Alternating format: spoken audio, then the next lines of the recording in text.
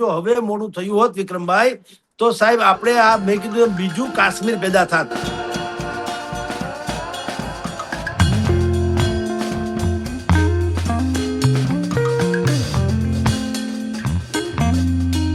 નમસ્કાર, હું છું વિક્રમ વકીલ અને તમે જોઈ રહ્યા છો હોટલાઇન ન્યૂઝ.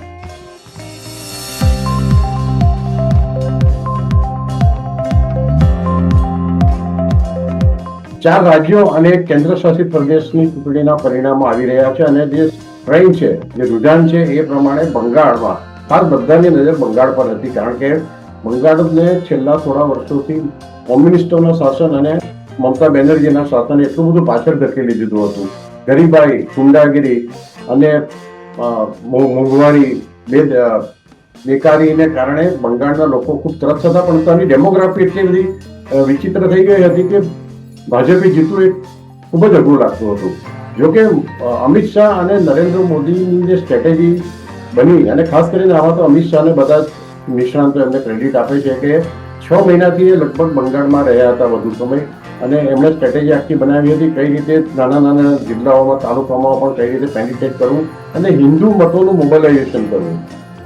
અને એના વગર તો બંગાળમાં કોઈ જીતી શકે એમ છે નહીં, કારણ કે ત્યાંની જે ઘૂસણખોરો જે બાંગ્લાદેશથી આવ્યા છે એમની વસ્તી અને એમનું મતદાનને કારણે ભાગ્યે જ કોઈ જીતી શકે એવી કલ્પના હતી. પરંતુ SIRને કારણે બીજા ઘણા બધા કારણોસર છે.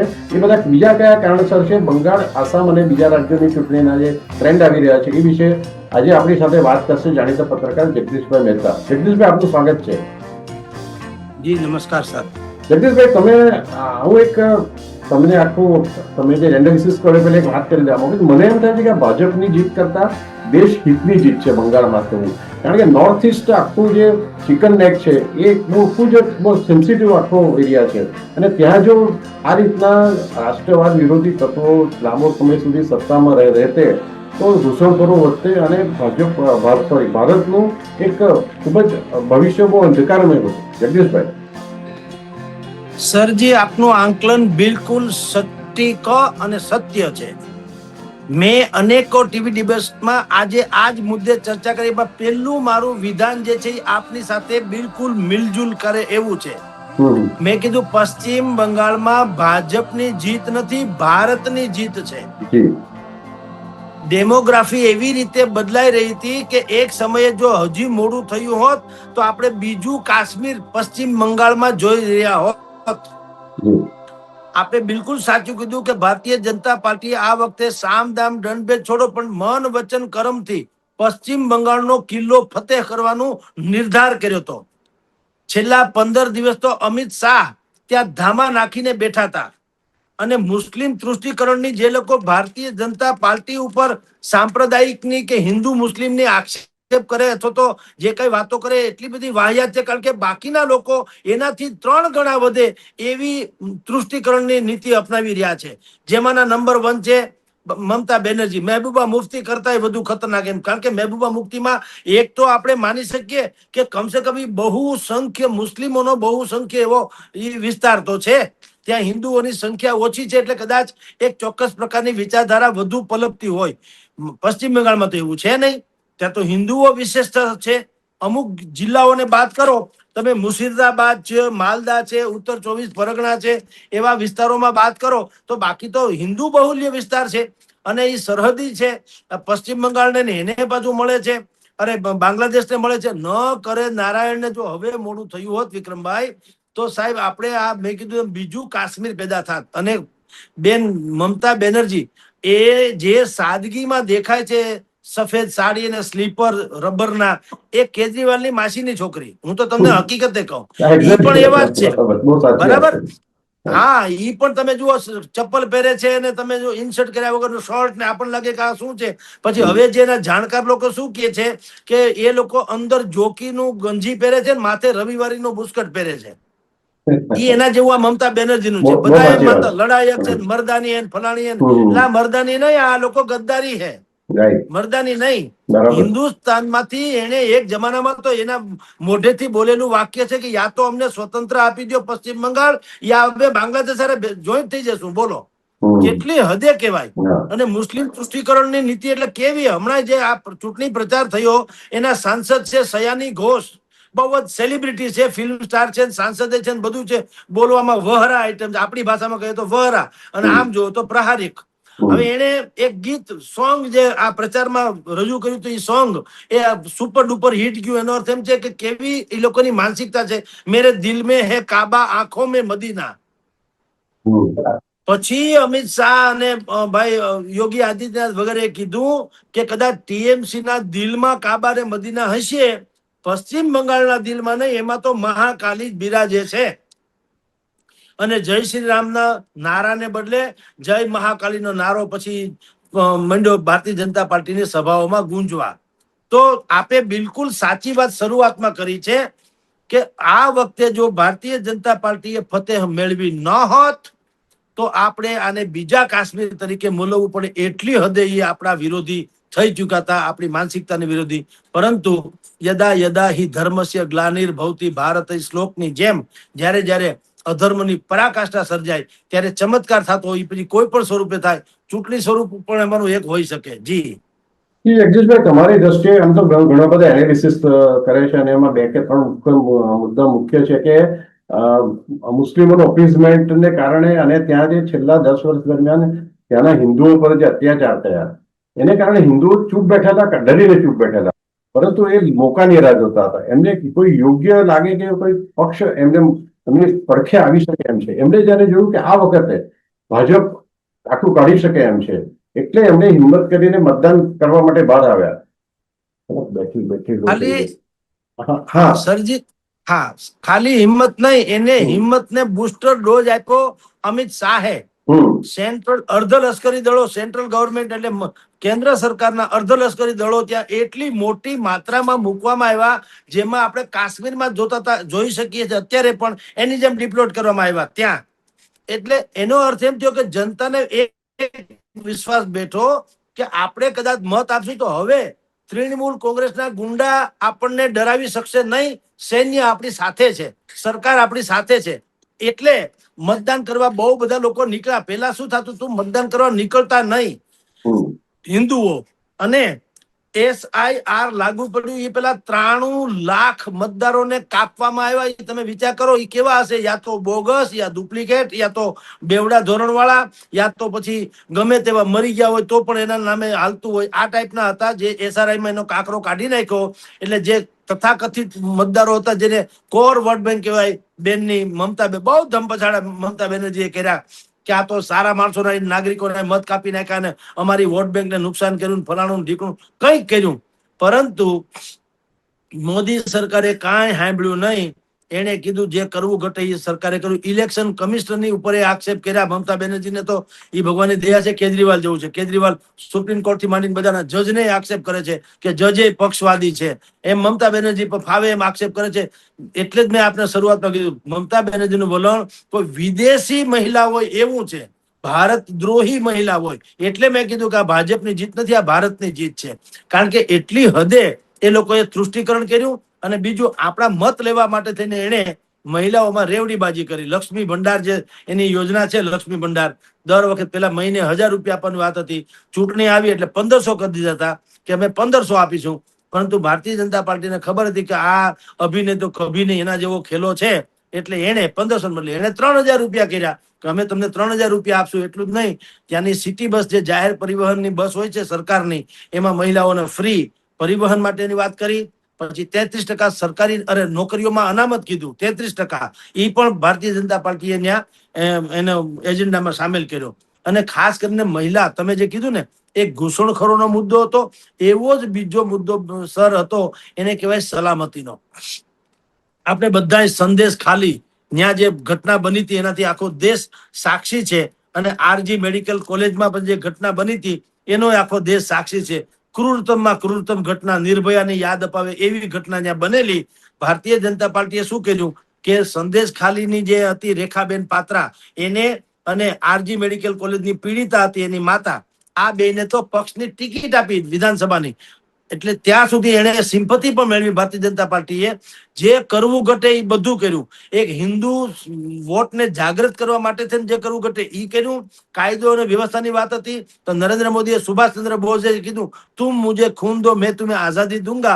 એવી રીતે એને કીધું તુમ મુझे વોટ દો मैं तुम्हें आजादी दूंगा, મુક્તિ दूंगा આ બધા પીડાઓમાંથી. અને એ બધું ક્લિક થયું અને 15 વર્ષનું શાસનનો કિલ્લો જે હતો એ ઢહી ગયો. કારણ કે એ શાસન નતું, એ કાયદેસરનું એની ઉપરનું આધિપત્ય હતું, દબાવેલી રાખેલી સ્પ્રિંગ હતી જે બમણા જોરથી ઉછળી. જી જગદીશભાઈ, બીજી એક આપણે ક્રેડિટ આપવી જોઈએ ઇલેક્શન કમિશનરને, કારણ કે આટલા વર્ષો જે બંગાળમાં જે ચૂંટણીઓ થતી હતી ત્યારે હત્યાઓ થતી હતી, આગજની થતી હતી અને હિંસા થતી હતી, જેને કારણે કેટલાક મતદારો ડરીને નીકળતા પણ નહોતા ઘરની બહાર. હવે આ વખતે જે આપણે 90% ઉપર મતદાન થયું એનું શ્રેય પણ અહીંયા ઇલેક્શન કમિશનર આપવો જોઈએ. બીજી વાત કે એક પણ હત્યા નહીં થઈ ચૂંટણી દરમિયાન, એક ગોળી નહીં છૂટી.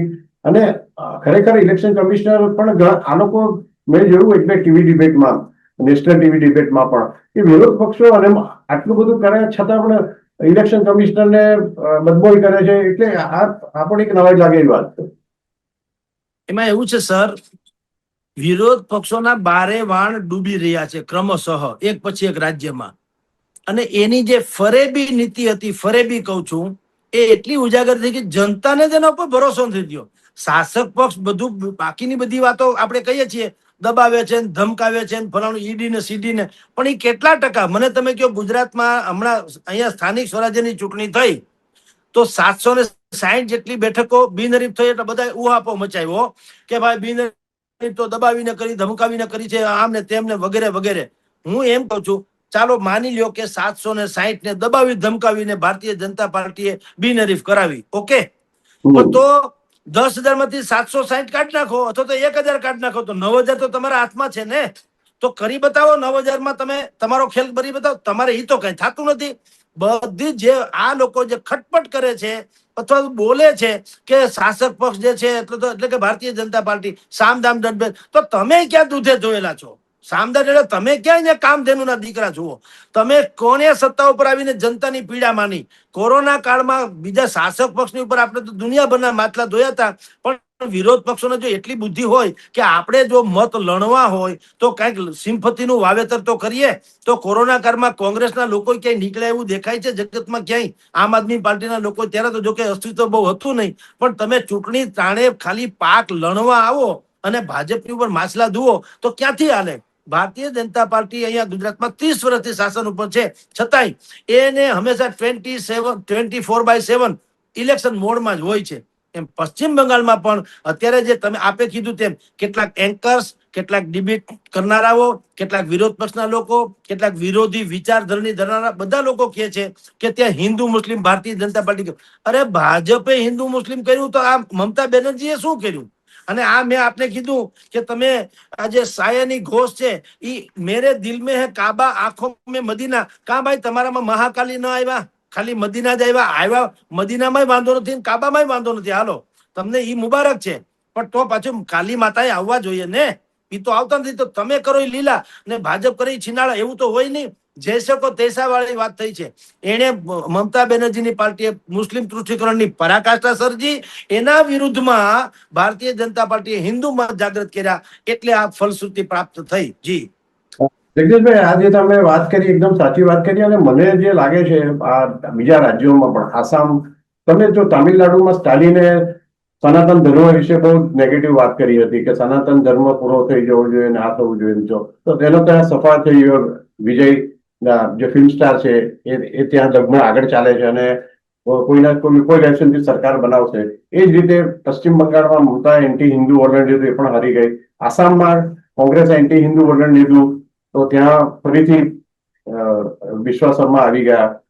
કેરળમાં એક જો કે એક કોંગ્રેસ ફરીથી સત્તામાં આવી, પણ ઘણા વર્ષો પછી આવી એન્ટી ઇન્કમ્બન્સીને કારણે. તો તમને એવું લાગે છે કે હવે ભવિષ્યમાં કોઈ પણ પક્ષ ફક્ત હિન્દુઓને ટાર્ગેટ કરીને સત્તામાં આવી શકશે નહીં, એવું તમને લાગે છે? ના સર, હું તો એનાથી ઉલટું કહું છું. મને આ પ્રશ્ન અનેક ચેનલ્સ વાળાએ પૂછ્યો.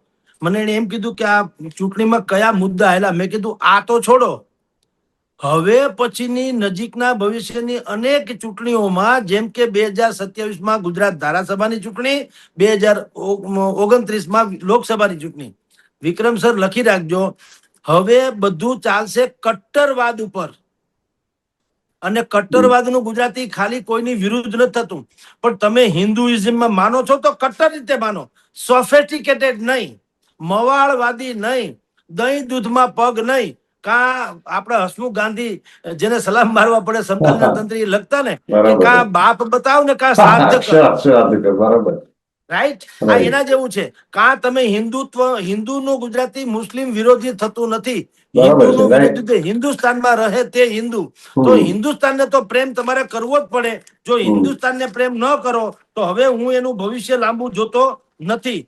હું આપને કહું સરજી, જેમ રાહત ઇન્દોરીએ બહુ ખતરનાક ગઝલ લખેલી, જેને કારણે એને પછી સન્માન ઇત્યાદि ન મળ્યું ને ભારતીય જનતા પાર્ટી એને હંમેશા અગેન્સ્ટમાં માનતી થઈ હતી કે યહાં સિર્ફ મેરા મકાન થોડી હે, એ જે છે યહાં કિસી કે બાપ કા હિન્દુસ્તાન થોડી હે.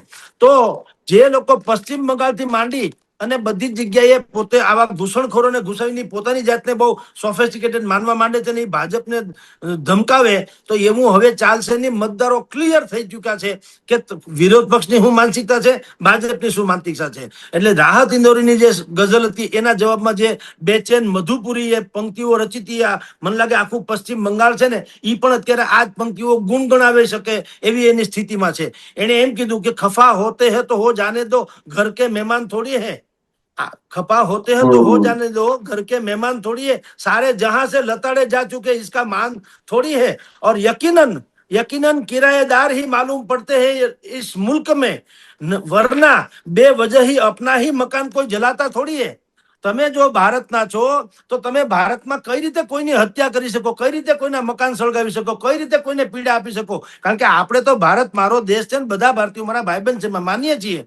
તો તમારે આ જે ઘૂસણખોરો ઓલા જે રોહિંગ્યા કે છે ઈ છે, બાકીના બધા છે નક્સલવાદીઓ છે, તમારી પોતાની એક પેરેલલ ગવર્મેન્ટ છે, તમારી ખંડની ઉઘરાવો, તમે પીડિત કરો, તમે હેરાન કરો. ટાટા જેવો ટાટા નેનોનો પ્રોજેક્ટ ગુજરાતમાં અમથો થોડો આવ્યો છે, એ એટલા માટે આવ્યો ત્યાં સલામતી નથી, ઇકોનોમિક પણ સલામતી નથી, ઔદ્યોગિક સલામતી પણ નથી. અને એક પ્રકારનું એવું વાતાવરણ કલકત્તા અને પશ્ચિમ બંગાળમાં થયું. ડાબેરી પક્ષો તો સમજતા પણ મજૂરવાદી હતા ને, બુદ્ધિ એટલે મજૂરના ખભે બંદૂક ફોડતા હતા. પાછા મજૂરનું હિત નહીં, યુનિયન બાજી, એ ડાબેરી પક્ષોનો બીજ મંત્ર છે. મમતા બેનર્જીએ એની વિરુદ્ધમાં એને મુસ્લિમ તૃષ્ટિકરણ કર્યું, તો આખી ડેમોગ્રાફી બદલાતી ગઈ. પશ્ચિમ બંગાળ ખોવાની વારેમાં તો આંગળીમાંથી નખ હોય ને એવી પશ્ચિમ બંગાળની હાલત હતી કે આમાં અહીંયા નખ આંગળીમાં હોય તો વધે, એનો અર્થ એમ છે કે આપણા છે ને જીવે છે. પણ તમે નખ કાપી નાખો, નખ કોઈ તરફડિયા ન મારે, કારણ કે આપણા હોતા જ નથી.